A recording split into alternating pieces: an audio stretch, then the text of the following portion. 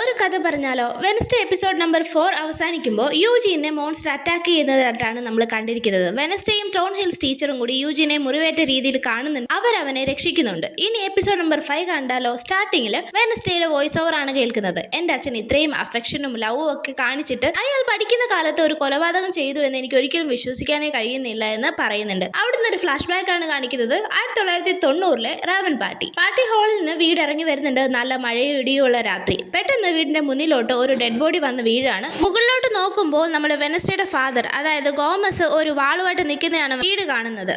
പിന്നീട് അവിടെയൊക്കെ പോലീസൊക്കെ വരുന്നുണ്ട്, വീടിനോട് കാര്യങ്ങൾ ചോദിക്കുന്നുണ്ട്. അപ്പോൾ അവള് പറയുന്നുണ്ട് മോണിക്കയ്ക്ക് വേണ്ടി ഇവർ രണ്ടുപേരും ഭയങ്കര ഇടിയൊക്കെ ഉണ്ടാക്കി, അങ്ങനെ അവർ തമ്മിൽ പ്രശ്നത്തിലായിരുന്നു. അങ്ങനെ ആണ് ഗോമസ് ആ ഒരു പയ്യനെ കൊന്നതെന്ന് വീട് പറഞ്ഞു കൊടുക്കുകയാണ്. ശേഷം മോണിക്കയോടും കാര്യങ്ങളൊക്കെ ചോദിക്കുന്നുണ്ട്. പിന്നെ കാണുന്നത് ആദംസിനെ അറസ്റ്റ് ചെയ്തുകൊണ്ട് പോകുന്നതാണ്. അവിടുന്ന് കട്ടായി വീണ്ടും നമ്മളെ കാണിക്കുന്നത് വെനസ്ഡേയുടെ പേരൻസ് മീറ്റിംഗിന് വേണ്ടി ഫാമിലി വരുന്നതാണ്. വീട് എല്ലാ പേരൻസിനെയും വെൽക്കം ചെയ്യുന്നുണ്ട്. ഇൻഡിന്റെ പേരൻസും വന്നിട്ടുണ്ട്, മാത്രമല്ല പ്രിയങ്കയുടെ വന്നിട്ടുണ്ട്, എല്ലാവരുടെയും വന്നിട്ടുണ്ട്. നെക്സ്റ്റ് സീനിൽ പ്രിൻസിപ്പൽ വീടിന്റെ റൂമിൽ ഇരിക്കുന്ന ആദംസ് ഫാമിലിയാണ് കാണിക്കുന്നത്. വീടും വെനസ്ഡേയുടെ അമ്മ മോണിക്കയും റൂംമേറ്റ്സ് ആയിരുന്നല്ലോ. അവർ പഠിച്ച സമയത്തെ കാര്യങ്ങളൊക്കെ അവരിങ്ങനെ പറഞ്ഞ് ചിരിക്കുകയൊക്കെ ചെയ്യുവാണ്. എന്നിട്ട് ആ വർഷത്തെ ഇയർ ബുക്ക് അവർ കാണുന്നുണ്ട്. അതിൽ മോണിക്കയുടെ പേജ് മാത്രം മിസ്സിംഗ് ആയിരുന്നു. അപ്പോൾ വീടിനോട് ചോദിക്കുന്നുണ്ട് എന്റെ പേജ് എവിടെ? വീടും പറയുന്നുണ്ട് അത് പഴയ ബുക്കല്ലേ, ചിലപ്പോൾ കീറിപ്പോയതാവാം. ശേഷം അവർ വെനസ്ഡേയെ പറ്റി സംസാരിക്കുകയാണ്. ആക്ച്വലി തെറാപ്പി ഡോക്ടർ വെനസ്ഡേയുടെ സെക്ഷൻസിൽ അത്ര വലിയ സാറ്റിസ്ഫൈഡ് ഒന്നും അല്ല. അതുകൊണ്ട് തന്നെ അവരൊരു ഫാമിലി സെക്ഷൻ സജസ്റ്റ് ചെയ്തിട്ടുണ്ട്. അപ്പോൾ നിങ്ങൾക്ക് പോകാൻ പറ്റുമോ എന്ന് വീട്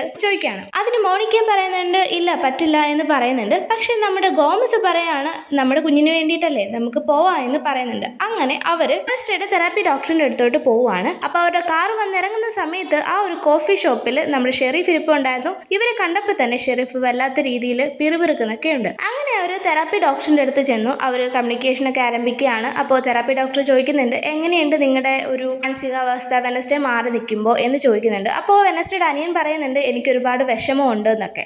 കൂടാതെ ഗോമസും മോണിക്കയും പറയുന്നുണ്ട് ഞങ്ങൾക്കും ഭയങ്കര ടോർച്ചറാണ് ഞങ്ങളുടെ കുഞ്ഞിനെ പിരിഞ്ഞ് നിൽക്കുന്നതിൽ എന്ന് പറയുന്നുണ്ട്. പെട്ടെന്ന് വെനസ്ഡേ ചാടി എണീറ്റ് പറയാണ് നിങ്ങൾ ഒരുപാട് കള്ളം എന്നോട് പറയുന്നുണ്ട്, അച്ഛൻ ഇതേപോലെ ഒരാളെ കൊന്നെന്നുള്ള കാര്യം എന്തുകൊണ്ടാണ് നിങ്ങൾ മറച്ചു വെക്കുന്നത് എന്നൊക്കെ ചോദിക്കുന്നുണ്ട്. ഇത് കേട്ട് മോണിക്ക ദേഷ്യപ്പെട്ട് ചാടി എണ്ണിക്കുന്നുണ്ട്. അച്ഛന്റെ പേരിലുള്ള കേസെല്ലാം എപ്പോഴേ തീർന്നതാണ്, മാത്രമല്ല ഇവിടെ ഈ ഒരു സമയമല്ല ഇതൊന്നും സംസാരിക്കേണ്ടത് എന്ന് പറയുന്നുണ്ട്. അപ്പോൾ വെനസ്ഡേ അതിന് ഞാൻ തന്നെ കണ്ടുപിടിച്ചോളാം എന്ന് പറഞ്ഞിട്ട് അവിടുന്ന് ദേഷ്യപ്പെട്ട് ഇറങ്ങി പോവുകയാണ്. പുറകാരെ തന്നെ ആദംസ് ഫാമിലി ഇറങ്ങുന്നുണ്ട്. ഡോക്ടർ ഇപ്പോൾ എന്താ ഇവിടെ സംഭവിച്ചെന്നുള്ള രീതിയിൽ പകച്ചങ്ങനെ നിൽക്കുന്നുണ്ട്. വെനസ്ഡേയുടെ പുറകിന് വന്ന മോണിക്ക വെനസ്ഡേ പിടിച്ചു നിർത്തിയിട്ട് പറയാണ് അച്ഛൻ ഇന്നസെന്റ് ആണ്, നിനക്ക് കാര്യങ്ങളൊന്നും അറിയത്തില്ല എന്ന് പറയുന്നുണ്ട്. വെനസ്ഡേയും പറയുന്നുണ്ട് അത് ഞാൻ തീരുമാനിച്ചോളാം മുഴുവൻ സ്റ്റോറി അറിഞ്ഞിട്ട് എന്ന് പറഞ്ഞിട്ട് ഇവരോട് ദേഷ്യപ്പെട്ട് വെനസ്ഡേ നടന്നു പോവുകയാണ്. അടുത്ത സീനിൽ നമ്മളെ കാണിക്കുന്നത് ബിയാങ്കയാണ്. ബിയാങ്കയുടെ അമ്മ പേരൻസ് മീറ്റിംഗിന് വന്നിട്ടുണ്ടായിരുന്നല്ലോ. അവരൊരു കോഫി ഷോപ്പിൽ വെച്ച് സംസാരിക്കുകയാണ്. ബിയാങ്കയ്ക്ക് അമ്മയെ തീരെ ഇഷ്ടമല്ല, മാത്രമല്ല അവർക്കൊരു സ്റ്റെപ്പ് ഡാഡ് കൂടിയുണ്ട്. അയാളെയും ബിയാങ്കയ്ക്ക് ഇഷ്ടമല്ല. ഇവരുടെ ഒരു പാട്ട്, ഒരു സൈറൻ എന്നാണ് പറയുന്നത്, അത് ആൾക്കാരെ മാനിപ്പുലേറ്റ് ചെയ്യാൻ വേണ്ടി ഉപയോഗിക്കുന്നതാണ്. അത് യൂസ് ചെയ്ത് അവർ പല രീതിയിലുള്ള ഫ്രോഡ് കാര്യങ്ങളൊക്കെ ചെയ്യാറുണ്ട്. അതുകൊണ്ട് തന്നെ ബിയാങ്കയ്ക്ക് ആ ഒരു ഫാമിലിയിലോട്ട് പോകാൻ താല്പര്യമില്ല. പക്ഷെ അവരുടെ അമ്മ ഒരുപാട് ഫോഴ്സ് ചെയ്യുന്നുണ്ട് തിരിച്ച് വീട്ടിലോട്ട് വരാനായിട്ട്.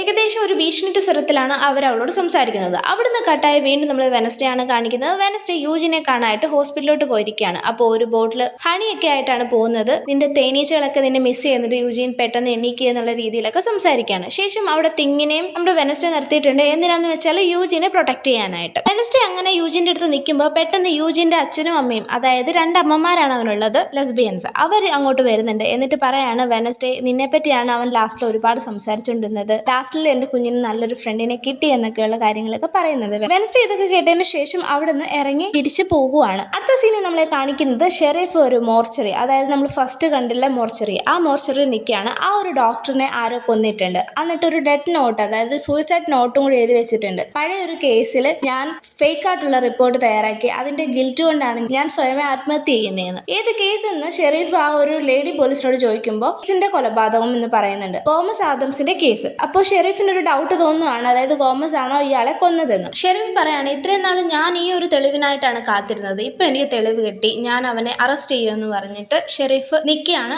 അവിടുന്ന് കെട്ടായി പിന്നെ നമ്മളെ കാണിക്കുന്നത് വെനസ്ഡേനെയാണ്. വെനസ്ഡേ ആ ഒരു ജോസഫ് ക്രൈസ്റ്റോന്റെ സ്റ്റാച്ചു കത്തിച്ചിട്ടുണ്ടായിരുന്നല്ലോ, അവിടെ നിപ്പുണ്ട്. അപ്പോൾ വെനസ്ഡേയുടെ അമ്മ സെമിത്തേരിയിലോട്ട് നടന്നു പോകുന്നതായിട്ട് കാണുന്നുണ്ട്. കയ്യിലൊരു റോസ് ഒക്കെ ഉണ്ട്. വെനസ്ഡേ പുറവിന് ചെന്ന് നോക്കുമ്പോൾ ഗാരറ്റ് കേറ്റ്സിന്റെ ചവക്കുഴിയുടെ ഫ്രണ്ടിൽ ചെന്നിട്ട് ആ ഒരു റോസ് പിച്ച് കീറി വലിച്ചെറിയാണ് മോണിക്ക. പിന്നെ നമ്മളെ കാണിക്കുന്ന വീണ്ടും നെവർമോർ കോളേജാണ്. അവിടെ എല്ലാ പേരൻസും ലഞ്ചൊക്കെ കഴിക്കുന്നുണ്ട്. അങ്ങനെ എല്ലാവരും പരസ്പരം സംസാരിച്ചുകൊണ്ടിരിക്കുന്ന സമയത്ത് പെട്ടെന്ന് അവിടോട്ട് ഷെരീഫ് വരികയാണ്. ഷെരീഫ് വന്നിട്ട് നമ്മുടെ ഗോമസ് ആദംസിനെ അറസ്റ്റ് ചെയ്തുകൊണ്ട് പോവാണ്. ഘട്ടമായി പിന്നെ നമ്മളെ കാണിക്കുന്നത് വെനസ്ഡേ ഡയറക്റ്റ് ജയിലിൽ പോയി അച്ഛനെ കാണുകയാണ്. അച്ഛനോട് കാര്യങ്ങളൊക്കെ ചോദിക്കുന്നുണ്ട്. അപ്പോൾ അച്ഛൻ പറയാണ്, ഗാരറ്റ്സ് നിന്റെ അമ്മയോട് ഭയങ്കരമായിട്ട് ഇൻഫാക്ച്വേഷൻ ഉള്ള ആളായിരുന്നു. അവളെ ഒരുപാട് ശല്യം ചെയ്തപ്പോൾ ഞങ്ങളുടെ ഭാഗത്തുനിന്ന് പറ്റിയൊരു മിസ്റ്റേക്ക് ആണ്. അന്ന് റവൻ പാർട്ടിയുടെ ഇടയ്ക്ക് വെച്ചിട്ട് ഞങ്ങൾ ജസ്റ്റ് വെളിയിലോട്ട് ഒന്ന് പ്രൈവസിക്ക് വേണ്ടി ഇറങ്ങിയ സമയത്ത് ഗാരറ്റ് വന്നിട്ട് ഞങ്ങളെ അറ്റാക്ക് ചെയ്യാൻ ശ്രമിച്ചു. അങ്ങനെ എന്റെ കൈ കൊണ്ട് അബദ്ധവശാലാണ് ആ ഒരു വാൾ അവന്റെ ദേഹത്തോട്ട് കയറിയത്, അവൻ താഴോട്ട് വീണതും വീട് കണ്ടതും എന്നൊക്കെ അച്ഛൻ വെനസ്ഡേയോട് പറഞ്ഞു കൊടുക്കുകയാണ്. അങ്ങനെ വെനസ്ഡേയോട് ഫാദർ എല്ലാ കാര്യങ്ങളും തുറന്ന് പറയുന്നുണ്ട്. ശേഷം വെനസ്ഡേ താങ്ക്സ് പറയുന്നുണ്ട്, എന്നോട് ഹോണസ്റ്റ് ആയതിന് താങ്ക് യു ഡാഡി എന്നൊക്കെ പറഞ്ഞിട്ട് തിരിച്ച്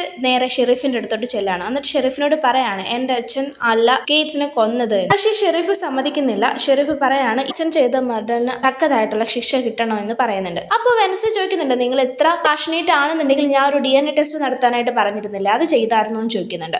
അപ്പോൾ വെനസ്ഡേയോട് ഷെരീഫ് പറയാണ് DNA ടെസ്റ്റ് നടത്തി, പക്ഷെ അത് മാച്ച് അല്ല. മാത്രമല്ല ഇന്ന് മോർക്കിലുള്ള ഡോക്ടറിനെ ആരോ കൊന്നു. അവിടെ CCTV ക്യാമറ ബ്ലോക്ക് ചെയ്യാനായിട്ട് ബബിൾക്കം ഒട്ടിച്ചിട്ടുണ്ടായിരുന്നു, ബ്ലാക്ക് ബബിൾക്കം. അതിന്റെ DNA ടെസ്റ്റ് കൂടി ഞാൻ നടത്തുന്നുണ്ട്, എന്നിട്ട് ഞാൻ നിങ്ങളെ വന്ന് കാണാം എന്നുള്ള രീതിയിൽ ഷെരീഫ് വെനസ്ഡേയോട് പറയുന്നുണ്ട്. അപ്പോൾ വെനസ്ഡേ പറയുന്നുണ്ട് ഞങ്ങൾക്ക് ജസ്റ്റിസ് വേണമെന്ന്. അപ്പോൾ ഷെരീഫ് പറയാണ്, അപ്പോൾ ഗേറ്റ്സിന്റെ ഫാമിലിക്ക് ജസ്റ്റിസ് വേണ്ടേ? കാരണം വെച്ചാൽ അവൻ മരിച്ചതിന് ശേഷം ഗേറ്റ്സിന്റെ ഫാമിലി ഫുൾ ആകെ നശിച്ചു പോയി. അവന്റെ അമ്മ മരിച്ചു, അച്ഛൻ മരിച്ചു, ഉള്ള ഒരു അനിയത്തിയും അനാഥയായി വേറെ അബ്രോഡ് പഠിക്കാൻ പോയി. പിന്നീട് അവള് എങ്ങോട്ട് പോയെന്ന് പോലും ആർക്കും അറിയത്തില്ല. അപ്പോൾ ആ ഒരു ഫാമിലി നശിക്കാൻ കാരണം നിന്റെ അച്ഛനാണ്. അപ്പോൾ എന്തായാലും അയാൾ ചെയ്തതിന്റെ ഫലം കിട്ടണം എന്ന് പറഞ്ഞിട്ട് ഷെരീഫ് അവിടെ ഇരിക്കുകയാണ്. വീണ്ടും നമ്മളെ വെനസ്ഡേ ആണ് കാണിക്കുന്നത്. അവള് അവിടെ അനിയന്റെ അടുത്തോട് ചെന്നിരിക്കുകയാണ്. ആള് ഭയങ്കര ഡെസ്പായിട്ടൊക്കെ ഇരിക്കുന്നുണ്ട്. അച്ഛനെ ഇങ്ങനെ ജയിലിൽ കൊണ്ടുപോയി ഇട്ടത് കൊണ്ട് തന്നെ അവൻ ഇങ്ങനെ ഫിഷിംഗ് ഒക്കെ ചെയ്യുന്നുണ്ട്. അപ്പോൾ വെനസ്ഡേ പറയുന്നുണ്ട് എവിടെയാണ് അമ്മ? അപ്പോൾ അവൻ പറയുന്നുണ്ട് അമ്മയ്ക്ക് ഒറ്റയ്ക്ക് ഇരിക്കണമെന്ന് പറഞ്ഞിട്ട് വേറൊരു സ്ഥലത്തോട്ട് മാറിപ്പോയി എന്ന് പറയുന്നുണ്ട്. അപ്പോൾ വെനസ്ഡേക്ക് മനസ്സിലാവുന്നുണ്ട് അമ്മ എവിടോട്ടാണ് പോയതെന്ന്.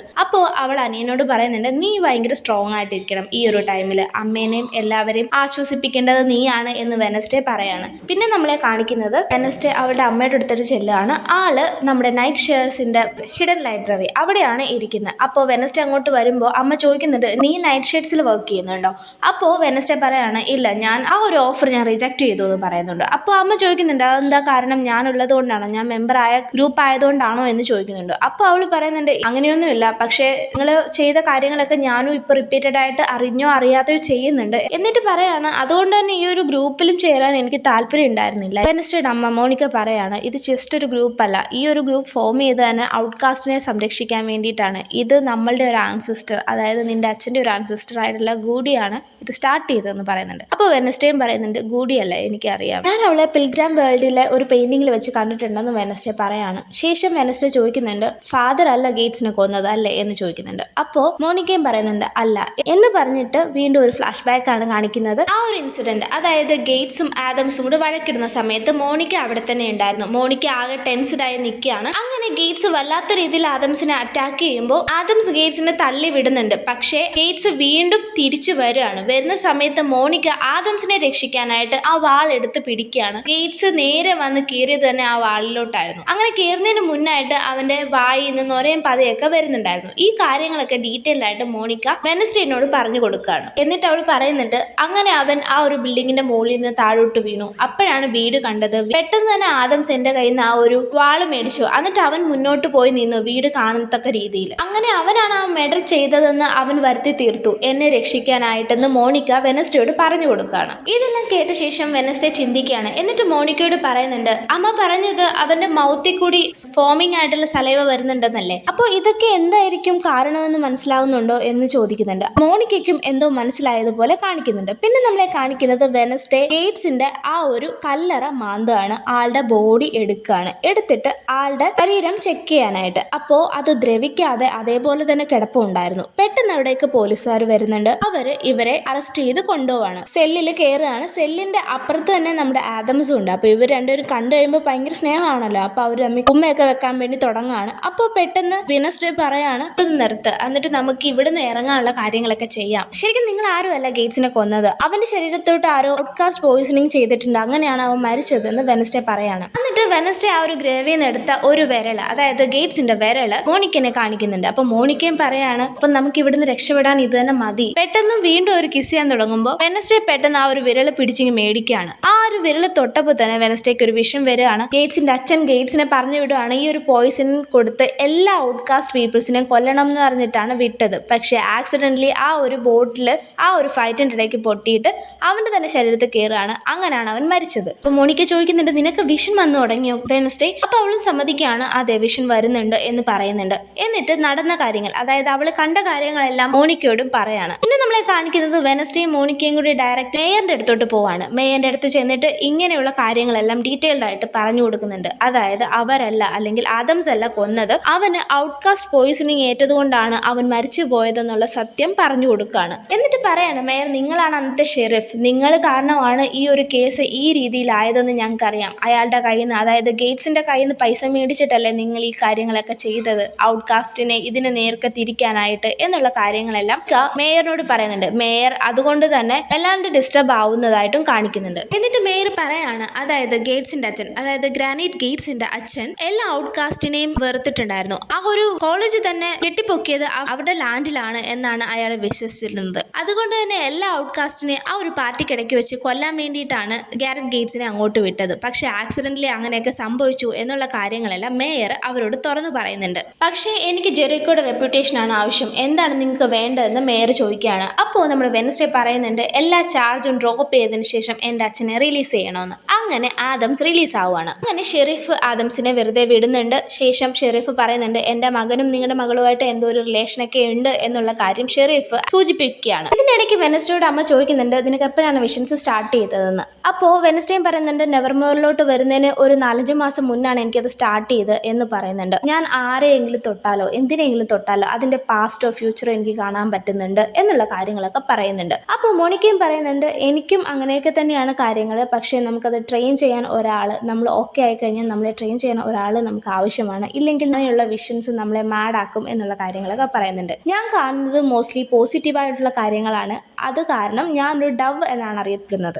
ഡാർക്കിഷ് ആയിട്ടുള്ള കാര്യങ്ങളാണ് കാണുന്നത്. അപ്പോൾ എന്നെ പോലുള്ള ആൾക്കാരും എന്ന് ചോദിക്കുന്നുണ്ട് നീ ഒരു റേവനാണ്, നിന്റെ ഈ ഒരു വിഷനെ മെയിൻറ്റെയിൻ ചെയ്യാൻ നിനക്ക് അറിയത്തില്ല എന്നുണ്ടെങ്കിൽ നിനക്ക് അതിന് പ്രോപ്പർ ഗൈഡൻസ് വേണം. അപ്പോൾ വെനസ്ഡേയും പറയുന്നുണ്ട് ഗൂഡിക്ക് ചെയ്യാൻ പറ്റുമോ അല്ലേ, അവളെ ഞാൻ കുറേ തവണയായിട്ട് വിഷനിൽ കാണുന്നുണ്ട് എന്ന് പറയുന്നുണ്ട്. അപ്പോൾ മോണിക്ക പറയുന്നുണ്ട് നീ ഒന്ന് ശ്രദ്ധിക്കണം, ഗൂഡി എന്ന് പറയുന്നത് ഭയങ്കര സ്ട്രെങ്ത് ഉള്ള ഒരു വിച്ചിനെ പോലെയാണ്, അവൾക്ക് തന്നെ അവളുടെ വിഷൻസ് കൺട്രോൾ ചെയ്ത് അവളെ സേവ് ചെയ്യാൻ പറ്റിയില്ല. അങ്ങനെ അന്ന് വൈകുന്നേരം എല്ലാ പേരൻസും തിരിച്ചു പോവാണ്, വെനസ്ഡേയുടെ പേരൻസും പോകാൻ ഒരുങ്ങാണ്. അപ്പോൾ ആ ഒരു ഇയർ ബുക്ക് ഇല്ലേ, ആ ഇയർ ബുക്ക് കൊടുക്കുകയാണ്. എന്നിട്ട് ഞങ്ങൾ ഇവിടെ സ്പെൻഡ് ചെയ്ത് ഞങ്ങളുടെ പഴയ കാലത്തെ പറ്റിയുള്ള ഓർമ്മകളാണ് ഈ ബുക്ക് നിറച്ച്, നീ ഇത് വായിക്കുക എന്ന് വെനസ്ഡേയോട് പറഞ്ഞിട്ട് ആ ഒരു ബുക്ക് വെനസ്ഡേക്ക് കൊടുക്കുകയാണ്. എന്നിട്ട് പറയാണ് ഞാൻ ഒരിക്കലും നിനക്കൊരു സ്ട്രേഞ്ചർ ആവാൻ ആഗ്രഹിക്കുന്നില്ല, നിന്റെ എന്ത് ആവശ്യത്തിനും ഞാൻ ഇവിടെ തന്നെയുണ്ട്, ഒരു ക്രിസ്റ്റൽ ബോൾ അകലത്തിൽ, അതായത് ക്രിസ്റ്റൽ ബോൾ യൂസ് ചെയ്താണ് അവർ പരസ്പരം കോൾ ചെയ്യുന്നത്, അതുകൊണ്ടാണ് അങ്ങനെ പറയുന്നത് എന്ന് പറഞ്ഞിട്ട് അവളോട് യാത്ര പറയാണ്. അങ്ങനെ വെനസ്ഡേ അവർ പോയി കഴിഞ്ഞപ്പോൾ ആ ഒരു ഇയർ ബുക്ക് മറിച്ച് നോക്കുകയാണ്. പെട്ടെന്ന് അവൾക്ക് എന്തോ ഒന്നും മനസ്സിലായി, നേരെ വീടിന്റെ പിച്ചിലോട്ട് ചെല്ലാണ്. എന്നിട്ട് വീടിനോട് പറയാണ് റോവൻ മരിച്ചതിന്റെ പിറ്റേ ദിവസം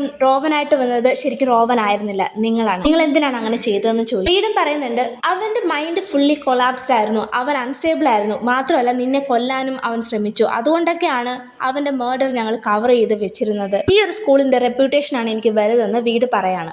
അവരങ്ങനെ തർക്കിച്ചുകൊണ്ടിരിക്കുമ്പോൾ പെട്ടെന്ന് വെളിയിൽ നിന്ന് ആരൊക്കെയോ ഒച്ച വെക്കുന്ന സൗണ്ട് കേൾക്കുന്നുണ്ട്. അപ്പോൾ വീടും വെനസ്ഡേയും കൂടെ പോയി നോക്കുമ്പോൾ ഗാർഡനിൽ പുല്ലിനകത്ത് ഫയർ വിൽ റെയിൻ എന്ന് പറഞ്ഞിട്ട് തീ കൊണ്ട് ആരോ എഴുതി വെച്ചേക്കുന്നതായിട്ട് കാണുന്നുണ്ട്. അവിടുന്ന് എപ്പിസോഡ് നമ്പർ 5 ഇവിടെ തീരുകയാണ്. എപ്പിസോഡ് നമ്പർ 6 നാളത്തെ ഇട്ടേക്കാം. Stay tune.